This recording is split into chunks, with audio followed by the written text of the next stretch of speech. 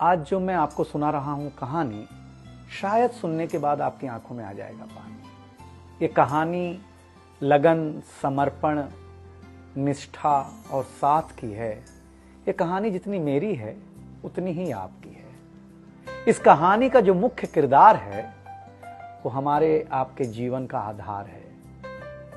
वो आपके लिए ज्यादा, अपने लिए कम बनी है। हाँ जी, बिल्कुल सही समझ रहे हैं आप। वो हमारे आपकी पत्नी है। वो हमारी आपकी पत्नी है।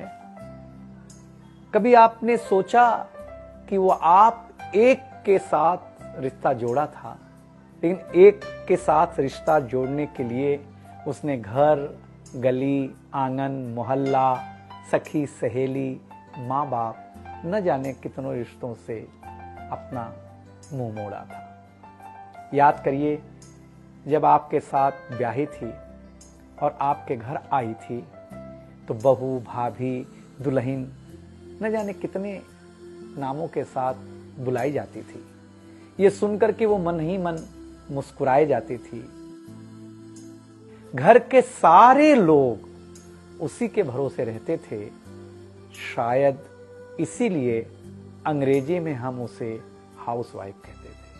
कुछ ही दिनों तक उसने दुल्हन होने का आनंद जिया। फिर झाड़ू, पोछा, बर्तन, चूल्हा, चौका, इन सब ने उसको जकड़ लिया। रोज हमारे लिए नाश्ते से लेकर खाने तक कुछ खास रखना, हमारी लंबी उम्र के लिए न जाने कितने उपवास रखना। कुछ महीनों बाद किलकारी गूंजी तो सारे ख्वाब सजे। वो मां बनी तो हम भी बाप बने। जैसे जैसे वो उम्र की सीढ़ियां चढ़ती गई, जैसे जैसे वो उम्र की सीढ़ियां चढ़ती गई, जवाबदारियां कुछ न कुछ रोज बढ़ती गईं। एक तरफ बच्चे पे नजर, दूसरी ओर मैं ऑफिस के लिए लेट न हो जाऊं इस बात का डर। सब कुछ बराबर हो, कुछ रह न जाए, और इस बात पर भी ध्यान कि गैस पर रखा हुआ दूध कहीं बह न जाए। घर वालों की फरमाइशों का चूल्हा जो एक बार चलता, घर वालों की फरमाइशों का चूल्हा जो एक बार जलता, तो कब सुबह, कब शाम, कब रात हो गई उसे पता ही नहीं चलता। इन व्यस्तताओं के बीच समय का चक्र कुछ इतना तेजी से चला, मुन्ना कब मनोज हो गया, मुन्नी कब सुमन, पता ही नहीं चला। अब तक जो था प्यार, अब उसने अपना नाम बदल करके रख लिया था तकरार।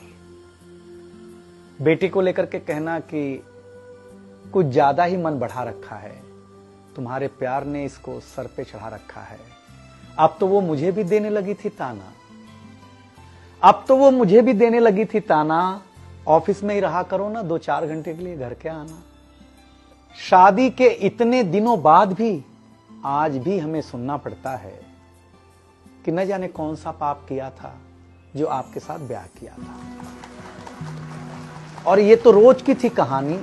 इतना जोर से कहना कि घर के सारे सदस्य सुन लें कि एक दिन बीमार होती हूं ना, तो एक दिन बीमार होने पर किसी को कोई देता नहीं है 1 गिलास पानी, लेकिन जैसे ही उसे आपके तबीयत खराब होने का होता आभास, आकर के बैठ जाती थी आपके पास।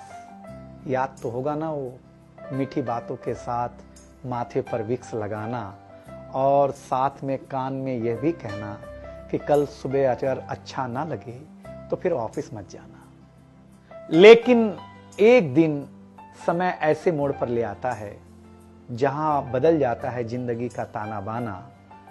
थाली में रोटी रखते हुए उसका ये कहना कि बेटी जवान हो गई है, क्या अब लड़का भी मुझे ही ढूंढने होगा जाना।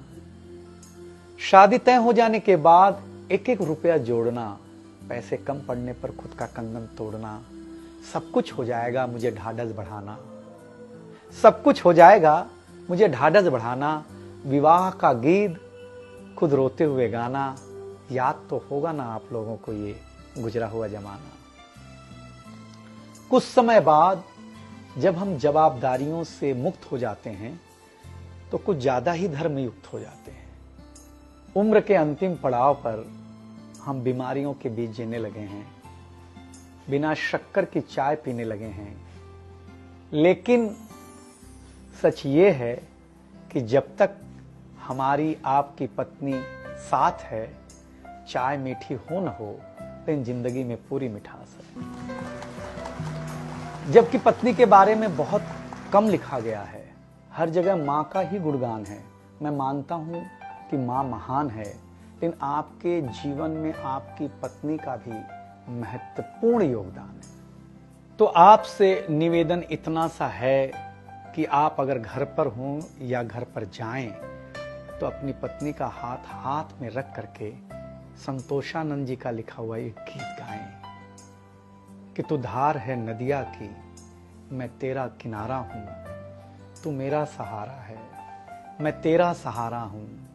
आंखों में समंदर है, आशाओं का पानी है, जिंदगी कुछ भी नहीं, तेरी मेरी कहानी है।